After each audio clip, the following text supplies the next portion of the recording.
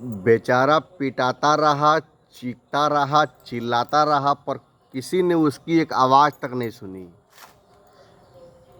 3 घंटे तक पीएमसीएच में बंधक बना के डॉक्टरों ने उसके साथ लाता घुसा हाथापाई किया, पर किसी ने उसकी एक नहीं सुनी। तुमने माँ कहकर मुझको पुकारा था कि आप मेरी माँ हैं, माता जी ने मुझे कहा था, पर तुम माँ शब्द का भी लाज नहीं रखे, तो तुम भाई का लाज क्या रखोगे? ऐसा मैं नहीं, ऐसा मनीष कश्यप की माँ कह रही है। मनीष कश्यप जब बीजेपी ने ज्वाइन किया था तो उसको बीजेपी में शामिल करने के लिए बीजेपी के बड़े बड़े दिग्गज नेता अभिनेता माननीय मनोज तिवारी मृदुल जी और प्रियंका के पापा ने जा करके दिल्ली में उसको शपथ दिलवाया था। बीजेपी के पैड पे हस्ताक्षर करवाया था कि आज हमने बीजेपी ज्वाइन कर लिया है। मनीष कश्यप को लेके पटना में, बिहार में रैली निकला हुआ था।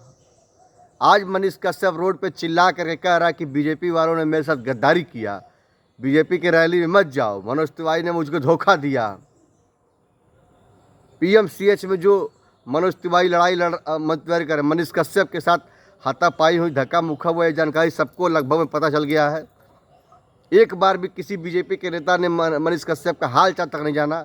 ऐसा मैं नहीं कह रहा हूँ, ऐसा उसकी माँ कह रही है। मनीष कश्यप खुद कह रहा अपने मुख से कि मुझे ले जा करके दिल्ली में साइन करवाया गया कि नहीं, सदस्यता ज्वाइन कर लो बीजेपी का, हम तुम्हारे साथ हैं।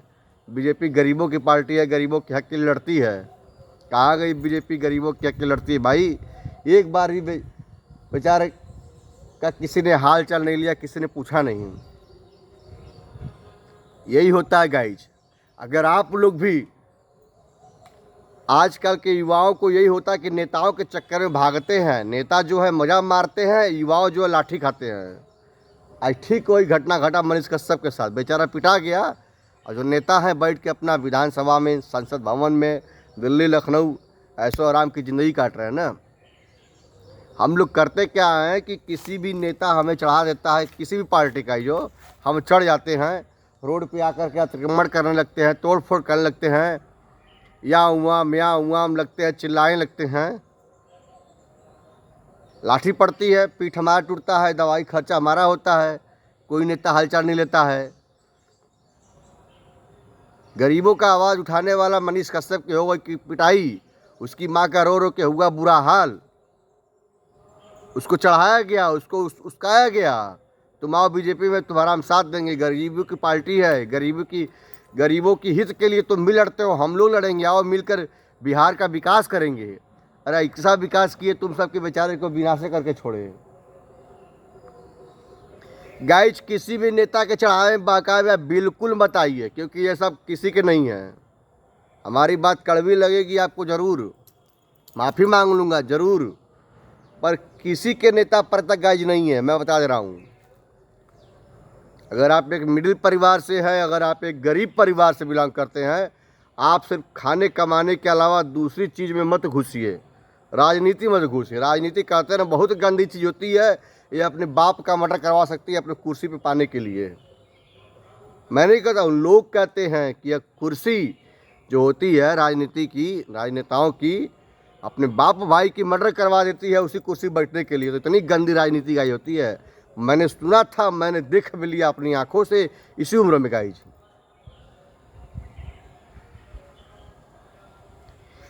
गाइज, मैं बता देना चाहता हूं कि आज जो मनीष कश्यप की मां का रो रो के बुरा हाल हुआ है, उसने यह कह रही थी, मैंने उनका एक देखा वीडियो, कि तू बबुआ हमके माई कहले रहा, माता जी कहले रहा, तो माता जी का भी हाल लेवे ना आइला। चला ठीक है, मनीष तोर भाई मन ले रहा उनके, तू है कम से कम एक माई का दर्द तो समझ लेता। तो वही पा करके हमारा लाल बीजेपी ज्वाइन की ना, नहीं तो कोनो पार्टी में रहना ना हो।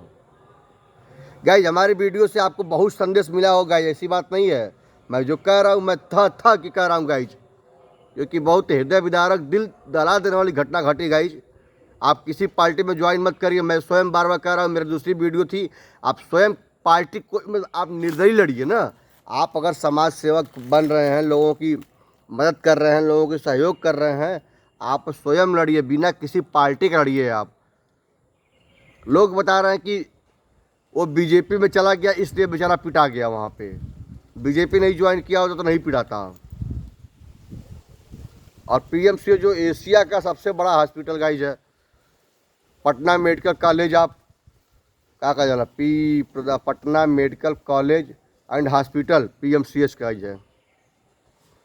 गाइज बेड नहीं मिलेगा, उसके लिए बेफिक्र रहिए कि बेड नहीं मिलने वाला है। जब तक आपका नेता प्रता सोच पर अब भी नहीं रहेगा, तब तक दीनदयाल हो, कबीर चौरा हो, बीएचयू हो, ट्रामा हो, पीएमसीएच हो, दिल्ली का एम्स हो, लखनऊ का फलाना ढगर कौनो भी हॉस्पिटल हो, ये सब सरकारी सिर्फ नाम के हैं।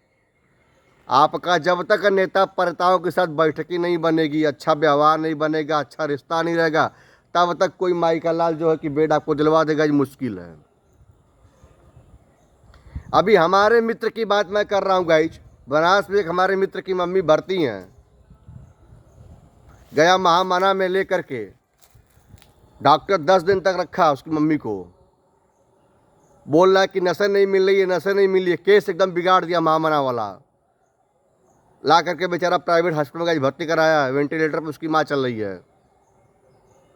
अब प्राइवेट है भाई, वो लूटेगा ही, एक का 3 मांगेगा, मुझे ज़िंदगी बचानी है, मैं उसको दूंगा ही। पर सोचिए कि भाभा में हो, बीएचयू में हो, ट्रामा में हो, वेंटिलेटर मिल जाए, नहीं मिलेगा, नहीं मिलेगा। बेचारा पस्त हो गया है, पस्त हो करके आ जा करके प्राइवेट हॉस्पिटल में अपना मम्मी का इलाज करवा रहा है गाइज। बनारस में बता रहा हूँ मैं, वेंटिलेटर कहीं नहीं मिल रहा है, कहीं नहीं मिल रहा है वेंटिलेटर। मिला भी है तो बहुत ज़्यादा चार्ज उसका ले रहा है गाइज हॉस्पिटल वाला।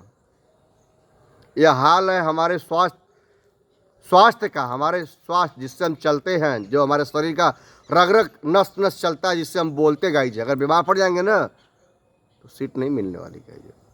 गाइज बुरा लगेगा तो मैं माफ़ी मांग लूँगा, अच्छा लगेगा तो लाइक कमेंट शेयर करिए गाइज। मैं आपका सौरभ मुदरवाल चलता हूँ गाइज अपनी ड्यूटी में।